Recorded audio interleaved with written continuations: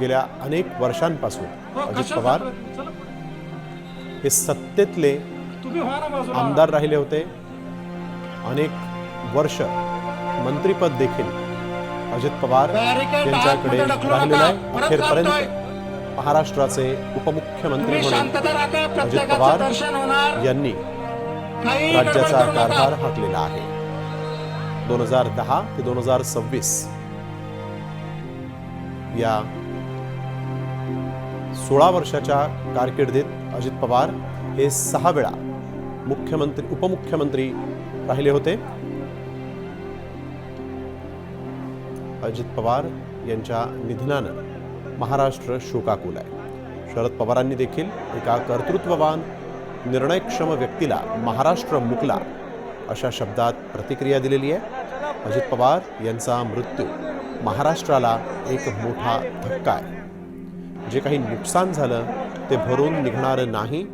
हा जो आघात आहे त्याच्या यातना आम्हाला झाल्या आहेत असं शरद पवार यांनी अजित पवारांच्या निधनानंतर सामशी बोलताना म्हटलेलं आहे। महाराष्ट्राचे लाडके दादा इहलोकाच्या प्रवासाला निघून गेलेले आहेत। अजित पवार यांचं पार्थिव विद्याप्रतिष्ठानच्या या मोकळ्या मैदानात अंत्यदर्शनासाठी ठेवण्यात आलेलं आहे।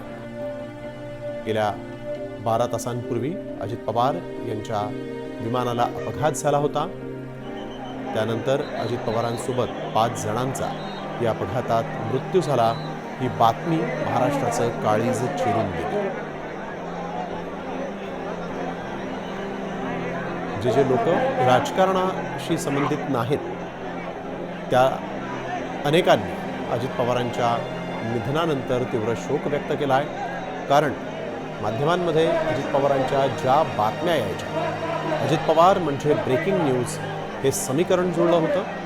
एरवी 10-15 मिनिटं अजित पवार नॉट रिचेबल झाले तर माध्यम जे आहेत ते अजित पवार कुठे आहेत यासाठी ब्रेकिंग न्यूज बनवायचे। परंतु आज मात्र काळानं अजित पवारांना कायमचं नॉट रिचेबल केलं आहे।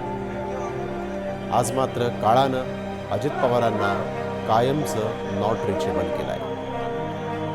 अजित पवारांचं निधन हे केवळ पवार कुटुंबियांसाठी धक्का नसून महाराष्ट्रासाठी अतिशय दुःखात लोटणारी ही बाब आहे, ही घटना आहे। गेल्या दशकभरातली सगळ्यात मोठी बातमी, मोठी दुर्दैवी घटना अजित पवारांचं अपघाती निधन। 2014ला दिल्लीमध्ये महाराष्ट्राच्या भाजपचे नेते गोपीनाथ मुंडे यांचं निधन झालं होतं। त्यानंतर महाराष्ट्रामध्ये घडलेली आपण बघतोय अपघाताची ही सगळ्यात अप्रिय घटना। अजित पवारांचा विमान अपघातात मृत्यू हे असेल।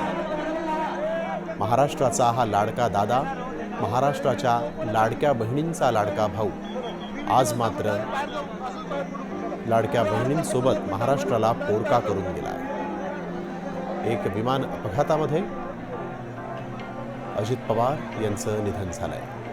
अजित पवारांच्या पश्चात त्यांची आई, पत्नी, 2 मुलं, सून, तसंच भलं मोठं पवार कुटुंबीय, काका शरद पवार, काकी प्रतिभाताई पवार, बहीण खासदार सुप्रिया सुळे, असं भलं मोठं पवार कुटुंबीय,